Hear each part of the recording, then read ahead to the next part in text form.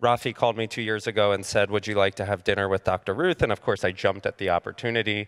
And we had this dinner, and it was, you know, I knew she was 88, but I didn't know how incredibly active she still was. So right away when I walked in the restaurant, she jumped out of her chair and ran up. You know, I knew that this woman had a lot of energy and would be interesting to follow. And then at that dinner, she started telling me all these stories from her backstory, which were so harrowing.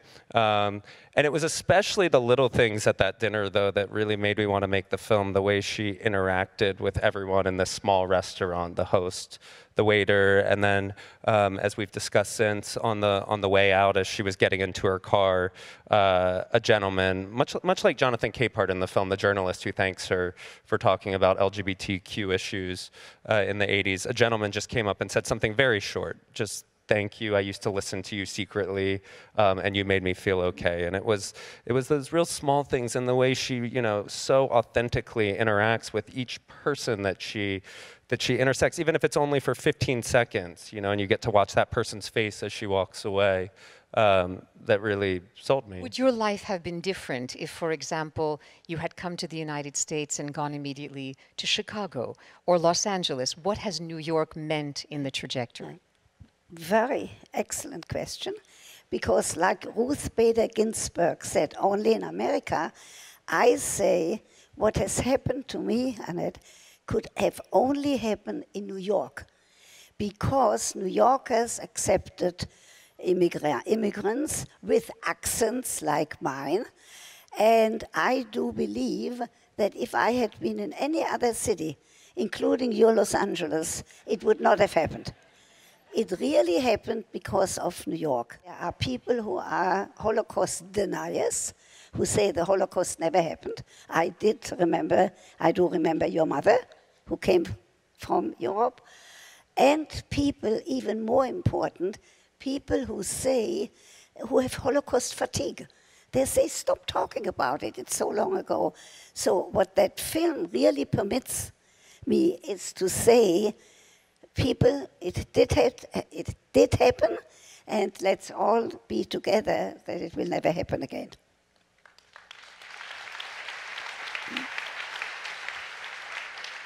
On a very serious note, Hitler is dead, and my 4 grandchildren, and you and I are alive. In the Jewish tradition, like it said there, said ladat, to know, means sex also. It also says in the Talmud that a lesson taught with humor is a lesson retained. I could not tell you a joke, but I can hear jokes and hear them, and I can use humor in my classroom. And the other thing it says, which you know as a professor, that you learn from your students. That's one of the reasons that I'm grateful that they still let me teach. At Teachers College, they just told me that I have a job for next year. Just now they told me. Everybody listen. Watch him. Everybody listen. I'm not supposed to say that. Annette, you don't hear it, okay? Everybody, please, if you know anybody who votes for an Academy Award, I promise good sex if we get nominated. On the train, I had one doll, and one little girl cried. Her name was Erna. She cried, and I gave her, she was 8, so she was 2 years younger, I gave her my doll. And when I met her later, she immigrated to the United States. She's not alive anymore.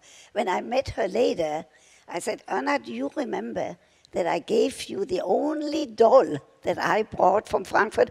She didn't remember. I was willing to shoot her.